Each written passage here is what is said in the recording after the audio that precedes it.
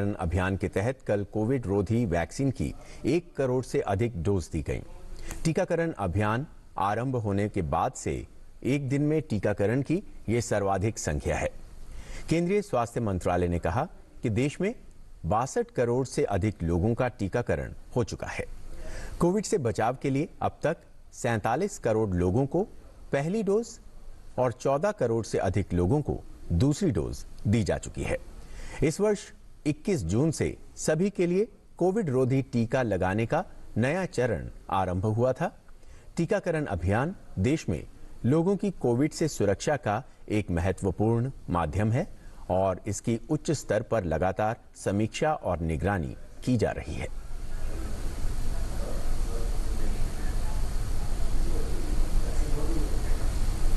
प्रधानमंत्री नरेंद्र मोदी ने ट्वीट करके कहा कि रिकॉर्ड संख्या में टीकाकरण हुआ।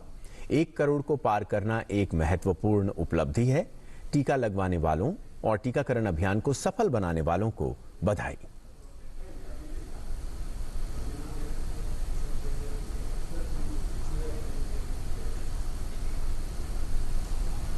केंद्रीय स्वास्थ्य एवं परिवार कल्याण मंत्री मनसुख मंडाविया ने ट्वीट करके कहा कि सबका साथ, सबका विकास, सबका विश्वास, सबका प्रयास, ये वही प्रयास है जिससे देश ने एक दिन में 1 करोड़ से अधिक टीके लगाने का आंकड़ा पार कर लिया है।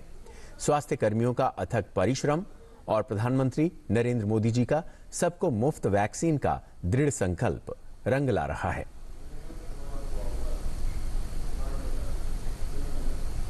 प्रधानमंत्री नरेंद्र मोदी ने इटली के प्रधानमंत्री मारियो द्रागी से फोन पर बातचीत की।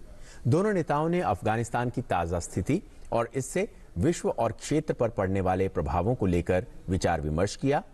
दोनों नेताओं ने काबुल अंतर्राष्ट्रीय हवाई अड्डे पर हुए घातक आतंकवादी हमले की कड़ी निंदा की और वहां फंसे लोगों की सुरक्षित वापसी सुनिश्चित करने की आवश्यकता पर जोर दिया। बातचीत के दौरान दोनों नेताओं ने अफगानिस्तान के घटनाक्रमों से पैदा हुई परिस्थिति से जो मानवीय और सुरक्षा का संकट पैदा हुआ है, उसके समाधान के लिए G20 सहित अंतर्राष्ट्रीय स्तर पर सहयोग की आवश्यकता पर जोर दिया। प्रधानमंत्री मोदी और मारियो द्रागी ने G20 के एजेंडे से जुड़े अन्य महत्वपूर्ण विषयों पर भी चर्चा की, जिसमें जलवायु परिवर्तन भी शामिल था। इस संदर्भ में उन्होंने अन्य आगामी बहुपक्षीय कार्यक्रमों जैसे COP26 पर भी विचारों का आदान प्रदान किया। प्रधानमंत्री मोदी ने इटली को G20 में चर्चाओं को सफलता के साथ आगे बढ़ाने के लिए उसके शानदार नेतृत्व की सराहना की। बातचीत के दौरान दोनों नेताओं ने द्विपक्षीय और वैश्विक मुद्दों, विशेष रूप से अफगानिस्तान की स्थिति पर संपर्क में बने रहने पर सहमति जताई। प्रधानमंत्री नरेंद्र मोदी आज शाम वीडियो कॉन्फ्रेंसिंग के जरिए पंजाब में अमृतसर में पुनः निर्मित जलियांवाला बाग स्मारक परिसर राष्ट्र को समर्पित करेंगे। प्रधानमंत्री स्मारक के निकट विकसित संग्रहालय दीर्घाओं का उद्घाटन भी करेंगे। इस आयोजन के दौरान समूचे परिसर को उन्नत करने के लिए सरकार द्वारा की गई अनगिनत विकास पहलों को भी दर्शाया जाएगा।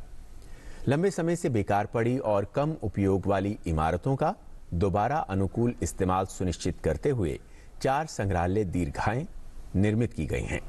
ये दीर्घाएं उस अवधि के दौरान पंजाब में घटित विभिन्न घटनाओं के विशेष ऐतिहासिक महत्व को दर्शाती हैं। इन घटनाओं को दिखाने के लिए श्रव्य दृश्य प्रौद्योगिकी के माध्यम से प्रस्तुति दी जाएगी, जिसमें मैपिंग और 3D चित्रण के साथ साथ कला एवं मूर्तिकला अधिष्ठापन भी शामिल है। 13 अप्रैल 1919 को घटित विभिन्न घटनाओं को दर्शाने के लिए एक साउंड एंड लाइट शो की व्यवस्था भी की गई है। अमेरिका काबुल में और हमलों की संभावित आशंका को लेकर लोगों को बाहर निकालने का काम तेजी से पूरा कर रहा है। अमेरिकी सेंट्रल कमांड के प्रमुख जनरल फ्रैंक मैकेंजी ने कहा कि ISIS द्वारा और हमलों के कारण कमांडरों को अलर्ट किया गया है। इन संभावित हमलों में एयरपोर्ट पर रॉकेट या कार धमाके से हमला शामिल है।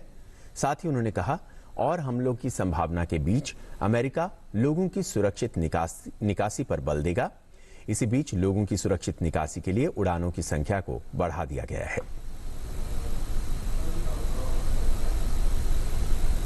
और खेलों से अच्छी खबर, टोक्यो में चल रहे पैरालंपिक खेलों की टेबल टेनिस स्पर्धा में भाविना पटेल ने महिलाओं की क्लास 4 कैटेगरी के फाइनल में जगह बनाकर भारत के लिए रजत पदक पक्का कर दिया है। सेमीफाइनल में भाविना पटेल ने चीन की झांग मियाओ को कड़े मुकाबले में 3-2 से हराकर फाइनल में जगह बनाई। पहले गेम में 7-11 से हारने के बाद भाविना पटेल ने दूसरे गेम में 11-7 से जीत दर्ज की। तीसरा गेम भाविना ने 11-4 से जीता, लेकिन चौथे गेम में झांग मियाओ ने 9-11 से जीत हासिल कर मुकाबले को 2-2 की बराबरी पर ला दिया। पांचवें और निर्णायक गेम में भाविना ने 11-8 से जीत दर्ज कर भारत के लिए रजत पदक पक्का किया।